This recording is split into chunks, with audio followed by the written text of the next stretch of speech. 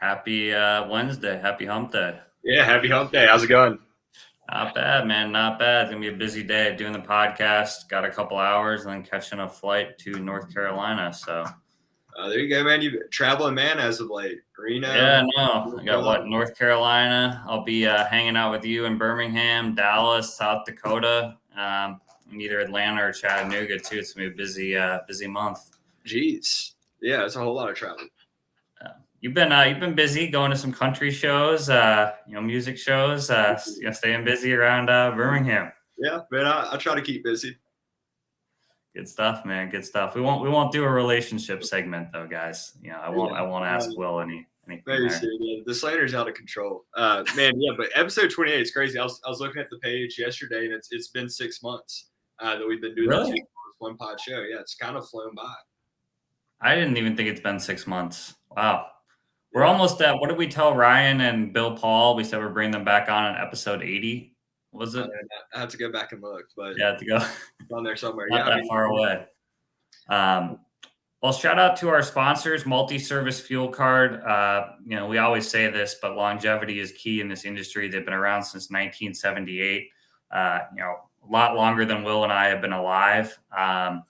Great discounts. We've had some drivers on, who use their program. Kansas, Midwest-based company. Just great people overall.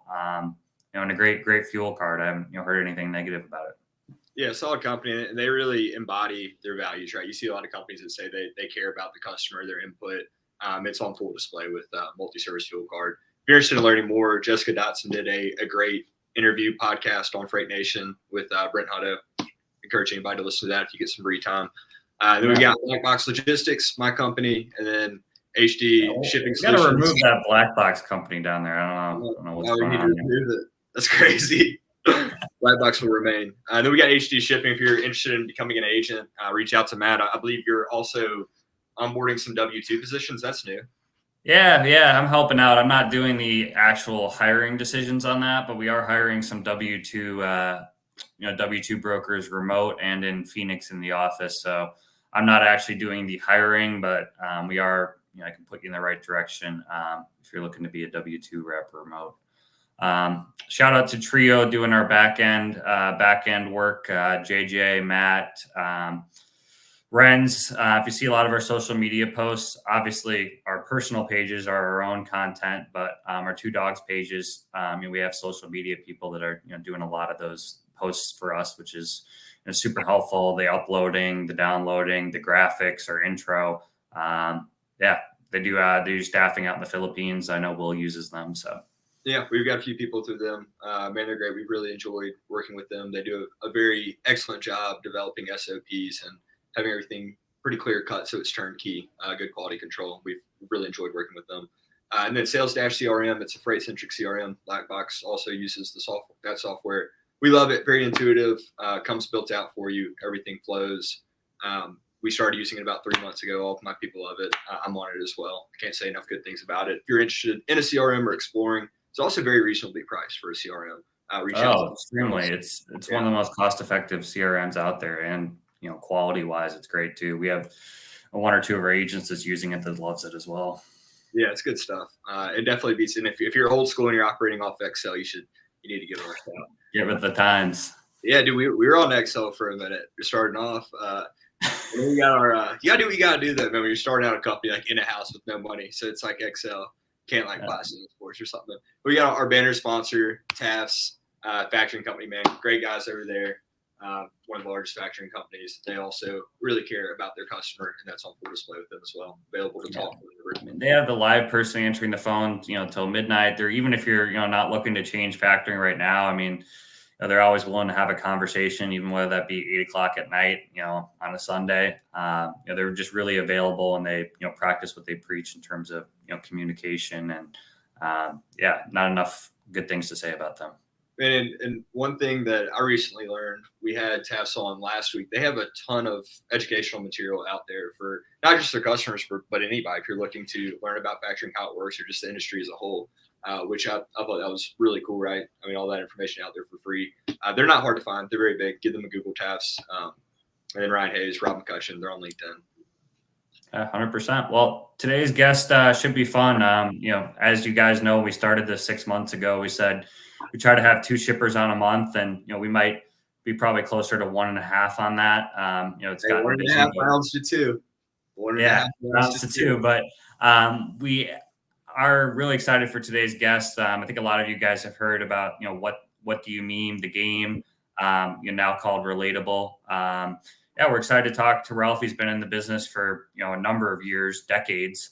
Yeah, really really cool guy, and we're excited to kind of hear his story and talk to him about sales, logistics, operations, technology, just kind of wherever the conversation takes us. Yeah, a little bit of this, a little bit of that. Well, let's bring Ralph out onto the stage. Hey, Ralph. Hey, gentlemen, thank you for having me. Yeah, thanks for joining us. It looks nice wherever you are. At least from the window, it looks sunny and gorgeous. It is. I'm in Texas, so right now, not to get caught up in weather, but it's been 80s, 90s all day. Mornings are brisk, but it gets warm. Gets warm. Can't complain. So are you working remote then, or a Yes. hybrid? Yes. I go into New York City, which is where the company base is, about every 3 months or so. Just to chat, see what's going on, get some info. I don't want to get too sidetracked. I know we want to dive into some things with you, but I want to ask because it's such a hot topic. COVID, post-COVID, remote work, hybrid, in office. What's your take on it? Do you enjoy working remote? How did you see it? It's really a difficult question to answer, only because you could get caught up in working remote and to the point where you don't see the outside world, or you could be taking advantage of working remote and go, yeah, I could do this in 20 minutes. Let me just step outside. I think it's a mindset. It really is a mindset. Although I will readily admit that when you're spending 8 hours or 9 hours, however long, answering emails on the phone, moving and shaking, when you finally see somebody, it doesn't matter who it is, you burst out just talking. It's like, you just let it all out. Yeah, no, that's great. I guess that is quite a subjective question, depending on who you are and how you see it and how you operate alone. I know me personally, I don't think that I would do great working alone. I like to be around people.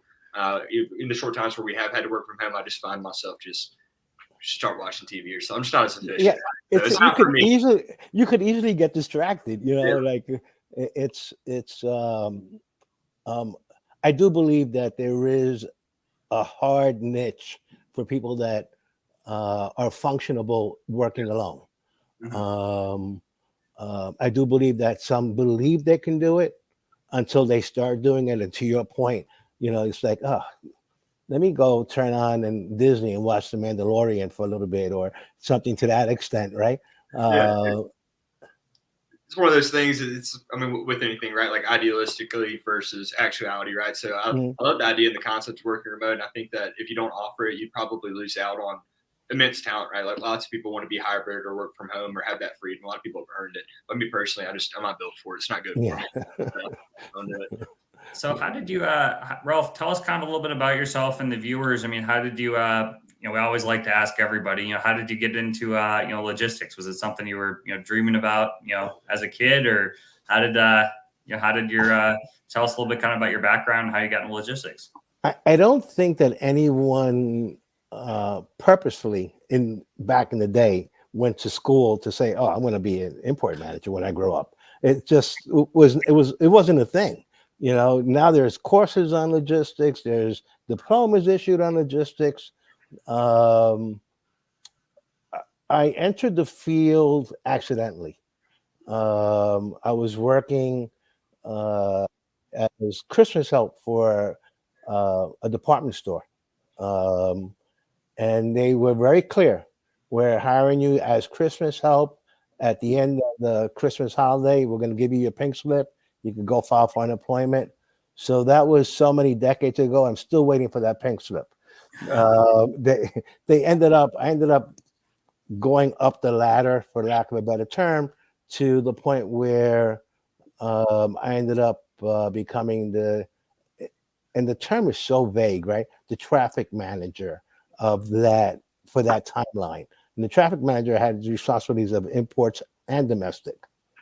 So I was there for a number of years, to the point where the company is no longer in business. But as a result of that company, I ended up traveling overseas, and I'm going back into the 80s, traveling overseas and getting to foreign countries that I never in my wildest dreams in that timeline thought I would be visiting, all over Asia, and just getting that global experience on business.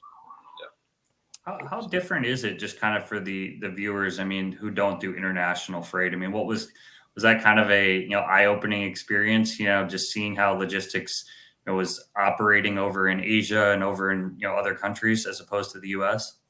I believe it's still eye opening to this point. You could take it back in the day when you had the ports literally loading containers onto a small vessel that carried maybe 4,000 TEUs, like the President Johnson back in the day, and seeing the workers by rope literally guiding the container onto the vessel, to where we are now, where everything is automated, craned, off, on.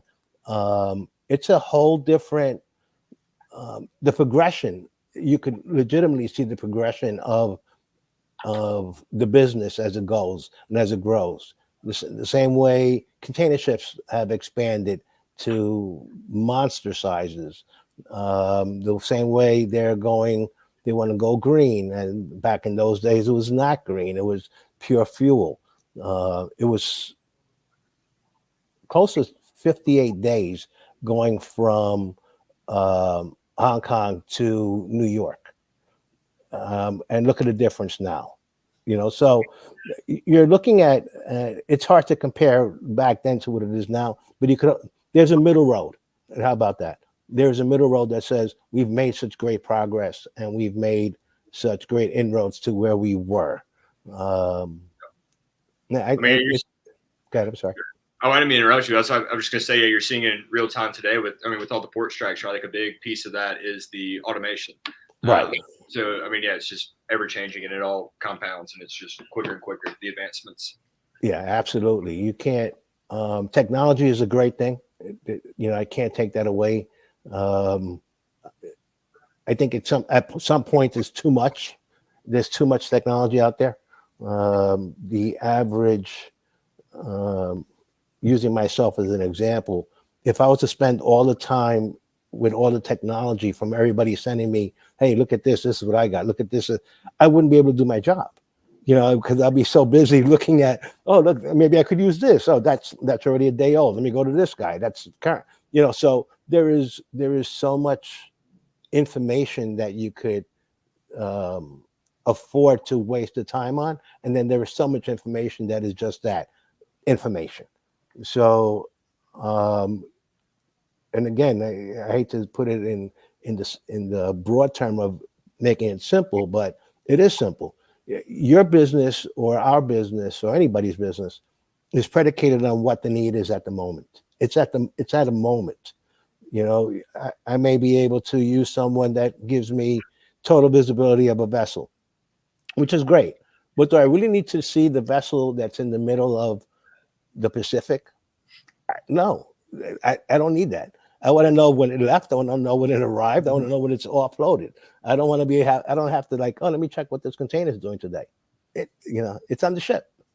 How often do you have, I know it's a good segue, we're bringing up technology. I mean, when you're obviously get a lot of sales emails from, brokerages, carriers, is that a common, how really important is that to you? It sounds like it's not, very low on the list of importance, but it sounds like you're hearing that a lot in, different sales pitches. We have the best technology. We have the best, this, but to you, that's probably not, the most important thing, or even really on the top 5.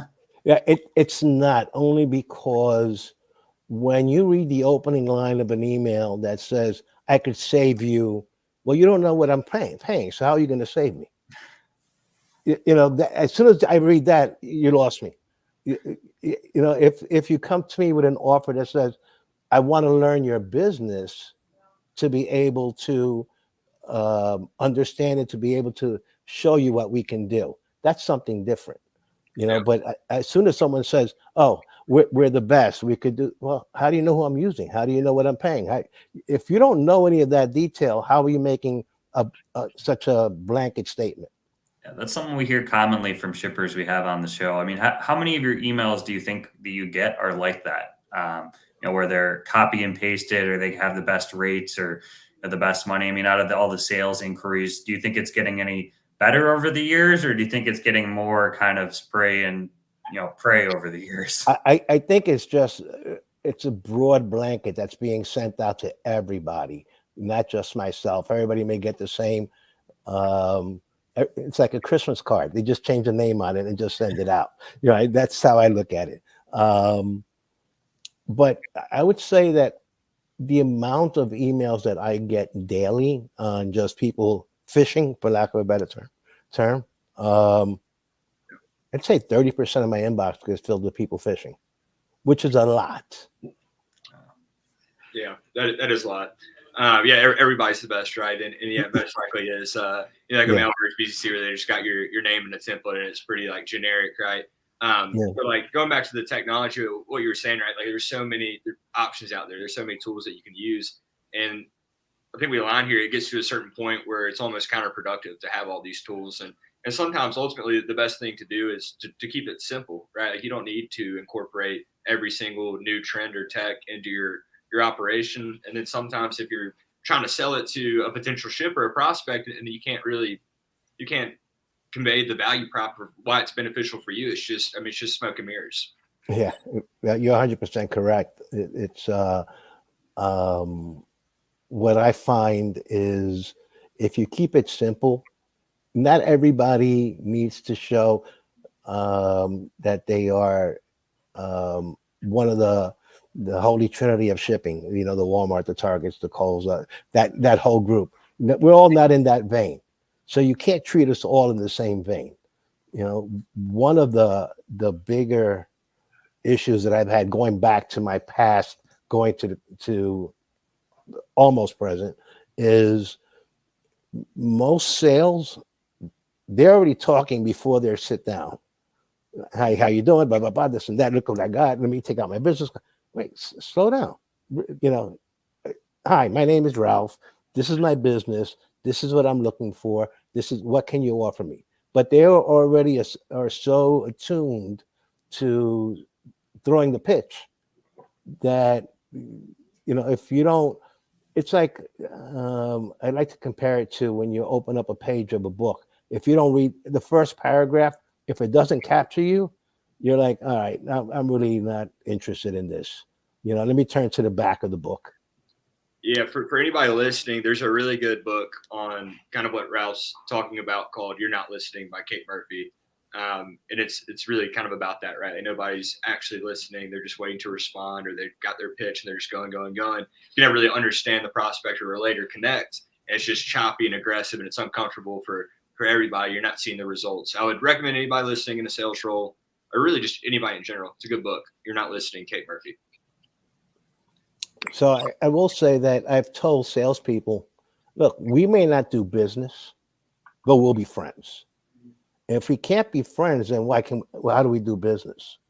Because part of our business mentality is, hey, can you do me a favor?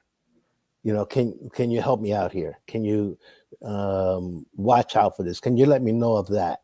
And that develops a friendship. It develops a reliability that you would have with your salesperson, with that company, with their immediate boss, the whole process. And there are people that I don't do business with and have never done business with that we're close friends because of that concept. Yeah. I guess I want to get your thoughts on this. So we're talking about sales, right? But then maybe past the initial sale, right? So at least me, my feed, I see a lot of initial sales contact, but then, like building that relationship, widening the relationship. So if and when you're talking about, if we can't be friends, but if and when somebody's approaching you from a purely price-driven standpoint, It's all about rates, all about rates. If and when they mess up, you're probably much more likely to cut ties if you don't have that relationship where you don't see them as a human, right? You just see them as a price. And then I think people experience that turnover. Do you see that? Do you feel that way with maybe your current vendors, ones that you've been working with for a while? So if something does go awry, it's more so, I mean, you guys like work together as opposed to just kind of like cutting them off. See where I'm going with this? Yes. I think that once I start looking at a service provider as a digit, I really treat them differently. Yeah. I really say, okay, so what's today's number? All right, that's not working for me. Sorry, you got to go. Then I go on to the next guy. And there's a difference when the salesperson feels attached or committed to provide you as the customer the best number possible versus the customer going out to the salesperson saying, is that the best you got? What can you do better? Almost as if you're pleading with the sales guy, hey, I really want to do business with you, but you got to give me a better number. I'm not about that. When I ask somebody for a quote, I expect them to give me their best quote. I'm not going back to negotiate because it doesn't make sense. If you come back with a lower number, why didn't you give me that number in the beginning? Yeah. I mean, so I'll even say, I know we're talking about your perspective, right? But from the transportation vendor perspective, just for me. So if I like a customer, if I'm friends with the customer, the service usually is better because we're tribal in nature, right? Or at least I believe we are. Like we want connection. We want to work with people that we like, that are our friends, right? So if it's something I have a relationship with, it's almost like we care just a little bit more. We're willing to go just the extra step, or when things go wrong, we're more willing to take hits for somebody that we have a relationship with, as opposed to we're just looking at it, black or red. So, yeah, I think it all is attached one way or another. Yeah, I believe you're 100% right in that approach.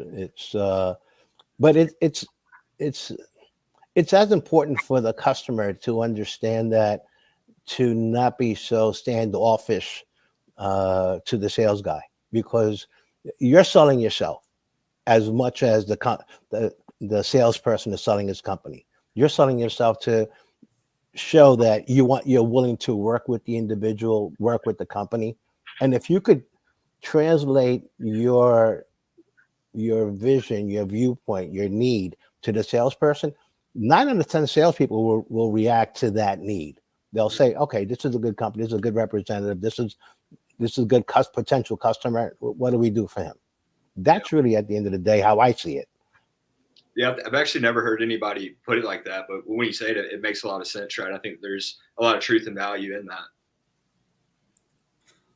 How do you, kind of talking about communication here too? I mean, do you get a lot of different communication? I mean, do you have people, calling you, emailing you, LinkedIn messaging you? I mean, what's kind of your preferred, communication? Obviously, salespeople have a job to do, but there's, obviously, boundaries and, best practices as well. What's kind of your take on that? I mean, obviously, you probably don't want someone calling your cell phone at, 5 a.m. when you're trying to get work done.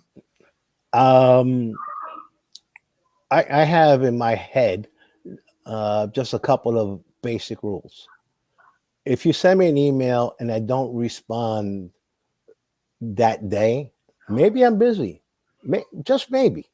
But the amount of salespeople don't see a response, they'll call me on the cell. Say, hey, Ralph, I left you an email. At that point, I have no real. I don't care if he offers me to ship for free. You're going to be that guy that is like, it's 8:00 at night. Hey, Ralph, I send you an email at 7:59. You didn't respond. I don't even do that with my boss. So I think that there is certainly a block on phone calls. I think if you know the individual, then please feel free to call me. If you don't know, how do you take that liberty to just call somebody and say, I sent an email, we didn't connect? Maybe your pitch wasn't what I was looking for, maybe. But generally, my rule has been throughout my career with emails. If I get an email, I feel it's responsible on my part to respond within 10 minutes. I have a timeline, a mental timeline that says 10 minutes, 15 minutes at the most, I'm going to respond. Whether I want to continue the conversation or simple thanks, I got it, whatever, I'll always give a response. Well, we're probably putting you behind with this podcast. So No, I'm watching them go by now. But on LinkedIn, I think it's great. You know, everybody wants to follow you, and they'll follow. You know, if this link goes on my profile, they'll follow that and they'll make comments and whatever. But I'd rather if I respond to you at LinkedIn and you say, hey, Ralph, listen, I want to send you an email. Give me your email, direct email. Okay, you know, you got it. I'll send it to you. Give me your business email. I'll give you that. I have nothing to hide, so no qualms of giving you whatever you ask for, as long as it's going to serve us both. I'm not just going to give out information to a guy in Illinois that says, "Oh, I have a warehouse here in Illinois." Well, I don't ship to Illinois. That's great. You know, it's that type of thing. It's that type of thing. Well, you'll probably get some LinkedIn messages post podcast. So apologies in advance. Yeah. No. That's great. That's perfect. You know, it says that now. Don't worry, I know where you guys live. You know. So what? I saw an interesting post too. Not to kind of go back, it's obviously a hot topic. We didn't know, you know, with the ports, you know, the strike going on. We obviously didn't know that when we were going to have you on there. And I, saw an interesting post, today from Timothy Dooner, who has, a podcast, What the Truck, about how many, brokerages, warn their, customers of this, strike happening, and how many, did, and just kind of how much of a consultant, that, sales reps and, customer reps are to shippers. Maybe kind of, talk about that. Were these kind of conversations you had with your providers prior to the strike, or was it kind of just on your own? Or I guess, how does that kind of line of communication work with your providers? Well, I think that there is okay, now we go back to the relationship issue, right? So when the potential strike was discussed months ago, and I mean months ago, most of my providers say, Ralph, look, there's a potential for this strike. And I would recommend that you start looking at different venues, different methods of moving the cargo if it's going to the East Coast. Perfect. I had other guys, as the timeline was moving forward, they were like, Ralph, this looks like it's 60% going through. Timeline passes 70% going through. So my forwarders or my brokers were consistently feeding me information so I could advise the company that the method or the action mode on getting this done. And I'm fortunate that the company has a good ear and they understand that what the pitfalls were going to be. So I felt all along that if the strike is going to happen, it doesn't matter if you didn't have your ducks already in the water, so to speak, you were going to have an issue no matter what.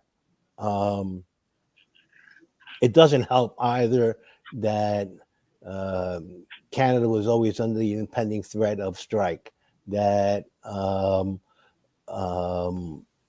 carriers you had Golden Week this week as well. So everybody was trying to ship in advance. Yeah, the air freight just went through the roof. Overall, the service industry that works with us or with myself, they've been great. They've managed to relay the information. The brokers have relayed the information. So I wasn't quite flat-footed on this aspect. Yeah, no, it sounds like you were prepared for it. What are kind of your thoughts in general? I mean, do you think this will be over pretty soon? Do you think it'll be a while, or are you kind of planning to avoid the East Coast for a while, or kind of what are your thoughts in general on the whole thing? I just read last night that the chairman of the ILA was going to Portugal for a meeting with other leaders of unions globally, and that he wanted to strike home the message of lack of automation that he is standing firm on here in the East Coast. So I believe that, wages aside, automation discussion almost aside, this strike can last anywhere from 2 to 3 weeks, which would be devastating to the nation. It'd be devastating to the economy. Um, it's not going to be the pre or post COVID action. It'll be almost as if it's COVID. And the retail industry, the consumer industry will feel the pinch more so than the shipping industry. Yeah, so I was just gonna say it's like everybody, normal people outside of transportation, forget that we exist until something like this happens, and then a week later they don't understand how big of a deal it is. Like 1 week, 2 weeks, and then nobody has toilet paper or anything. Everybody's freaking out. Like it's the end of the world, and then we become really important. It's nuts. Yeah, it absolutely is. I have one of my neighbors. He works in the car industry. So I said to him, "Tell me you're not going to mark up the cars that you have right now in your showroom." And he goes, "For what?" So because of the strike. "Oh, that's not going to affect us." "Really? How come?" Like, "Oh, because we already have cars in the showroom." I go, "Yeah, so you sell 5 cars. Where are you getting the other 5 to replace them?" "Oh, good point." So there's the educated and then there's the uneducated. I had someone ask me recently, if the ports go on strike, the guys that are working the dock, are they also on strike? They go, "Yeah, it's called the union. They're all working in the same spot." So I hope that wasn't one of your reps that asked you that. no, That would be right. no, it was not. No, it's definitely that's the fun thing, I'm sure, about your job as well. I mean, every day, isn't the same. You're dealing with all types of fast moving parts. I'm kind of talking a little bit more about Relatable. So obviously they have the big game. What do you mean? So is that you guys, from looking into it, you guys manufacture a lot of games? Is there different countries that you guys are more heavily involved in shipping to, or all over? Kind of, I guess, tell us We're what you pretty can kind of global. about Relatable. Yeah, no, we're pretty global. The company is 32% of the toy market, which is a big market. Um, we ship globally, we ship internationally, we ship um, domestically, we ship to the big suppliers, the big block, uh, uh, big retailers. So we're pretty much impactful. We have a great process. The branding team has its thought process, creates the items, it goes over to our S&P team. They process it through overseas to do the Asia. They help create the game. It's a consistent flow of information until it lands with the logistics team that ends up, the last mile of the product. Everything. It's not like T-shirts, because T-shirts are a T-shirt or a T-shirt. Yeah, some may have a design, some may not, but everything that the company makes is specifically a thought process, specifically a design, specifically a tested product that allows for the consumer to be comfortable in its purchase. Well, I didn't know that. I didn't realize Relatable was that big. 32% of the toy market is massive. So are Yes. you handling mainly the import side? Or are you dealing with domestic and everything? Or you have kind of a certain area that you cover? I imagine you have to have a pretty big logistics team if you guys have 32% of the toy market. We're pretty I handle the logistics side of it, the imports. I handle some of the domestic, not all of it. but that's it. Everything else is it's such a smooth process that we don't need a team of 4 or 5 people to do the international. That's where your service providers help you in keeping lean and keeping effective. You have the forwarder, the carrier, the broker, the information flow that goes from overseas to them, and it's setting up a process of a clear documentation flow. This goes to this guy, this goes to that guy, that guy. So once all that is set up, it's pretty vanilla. You're just dealing with all the internal things here that affect the external until it hits the 3PL for handling. So in my mind, it's you have the process set up, everything else can just flow steadily without interruption. Yeah, I think that's just like kind of like timeless wisdom as far as staying lean for people, as long as the processes are smooth. A lot of times it seems like people throw bodies instead of getting the processes clean. It just makes it worse. But if and when you take the time to have the SOPs, processes, clean workflows, all that, everything's much smoother. Just want to say that. Matt, didn't mean to interrupt you. If you want to ask your question. No, I didn't have anything to say. I was just saying that was interesting. No, I think you made a good point on that. Ralph, if you had to guess how many truckloads that would be a year, 32% of the toy market, do you have any kind of idea of how much that you guys are moving? It's a lot of toys. Yeah, but it's not. It's all boxes, right? So I told my boss not so long ago, I said, so we'll bring in, just spitballing a number, let's say we bring in 1,000 containers. At the end of the day, for me, it's 1,000 containers with boxes. So all I'm really doing is moving a big box with a lot of small brown boxes across the world to get offloaded in a warehouse to show me that they have all the little boxes. Then I get rid of the big box. I don't care what's in the little box. Good way to look at it. That's spoken like a true transportation professional, though, the way you just described that. It's like taking down this very intricate process and just making it super simple. It's a big box, little boxes, big container across the ocean. That's great. Yeah, it's again. I try to work by the thought process as, if I keep it simple, it'll be simple. So that way, when something gets complicated, I just didn't drive myself nuts by overcomplicating something else.